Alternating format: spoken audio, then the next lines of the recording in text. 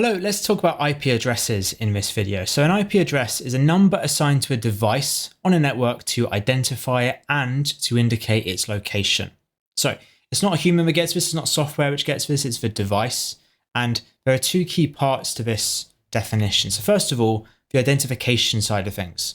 So each device on a network should have a unique IP address. I say should because in reality, for reasons we'll come back to a bit later, there is a scarcity with IP addresses, and so often they are shared. But in theory, each device should have a unique IP address. Here is a typical setup where we've got two local area networks joined to make a WAN. Each device should have its own unique IP address. And if we want to communicate with a device not on our LAN, we need to know its IP address. So they're really important if we want to communicate beyond our local area network. And you can see these aren't allocated randomly.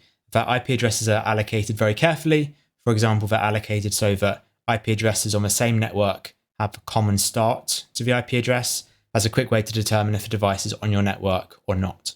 Another reason why they're not just allocated randomly is because we need the IP address to indicate its location. An IP address roughly gives the geographical location of the device. And that's why you're able to look up your own IP address, look up someone else's IP address, and view roughly where this device is located. So this IP address here is for one of Amazon's data centers. We can see this is in Sweden because of this IP address. The IP address is telling us where it's located. This is an oversimplification, but let's say 51 told us it was in Sweden, 20 tells us it's in Stockholm. We can use information like that to figure out where it's located, albeit not pinpoint. Now, the device which needs this information most readily is a router, because a router has the job of ensuring packets go to the correct destination. So a router uses the destination IP address in a packet to forward it to the correct network. It won't know where to send it to unless it has some indication of its location. Now this IP address here is a particular version of IP address called IPv4. There are two versions of IP address currently being used, IPv4, IPv6. The other versions between these numbers don't really exist, so we'll gloss over those. Let me go through some of the key facts about these versions. So IPv4 is a 32-bit binary number. So every IP address in version 4 is 32 bits long. IPv6 comparatively is massive. Each IPv6 address is 128 bits long. As much as we love binary as computer scientists, we don't really like to look at it for any period of time. So we're representing these in different methods. So they are binary. We tend to write IPv4 addresses as what's called dotted decimal notation, whereas IPv6 tends to be written using colon hex notation.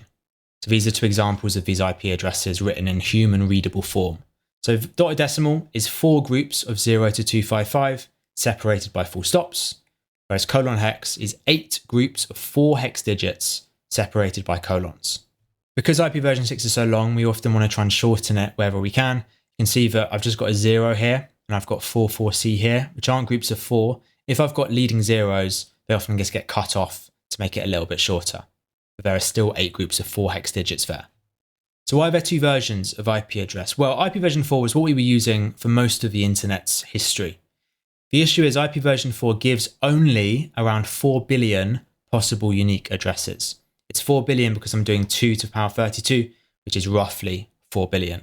Now, 4 billion is nowhere near enough to cover every device in existence. Even quite early on in the internet's history, they realized this wasn't enough. For every device to be unique, we need essentially trillions of these. So this quickly became not enough to cover all devices. That's why IPv6 came in, which does give us not only trillions, but trillions of unique addresses. And this gives us enough combinations for all devices. So when you get new devices nowadays, they tend to be version 6 IP addresses because we're using up these new ones to ensure every device can be unique.